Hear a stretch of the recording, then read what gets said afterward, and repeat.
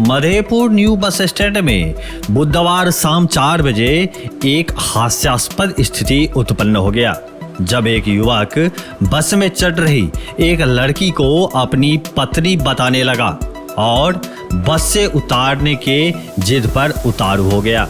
देखते ही देखते वहां लोगों की भीड़ जमा हो गई। उक्त लड़की के साथ एक अन्य लड़की भी थी और दोनों लड़कियां उस युवक को पहचानने से इनकार कर रही थी, जबकि युवक अपने आप को यूपी का रहने वाला बताते हुए लगातार कह रहा था कि यह मेरी पत्नी है और लगभग 10 दिन पूर्व घर से भागकर आ गई है।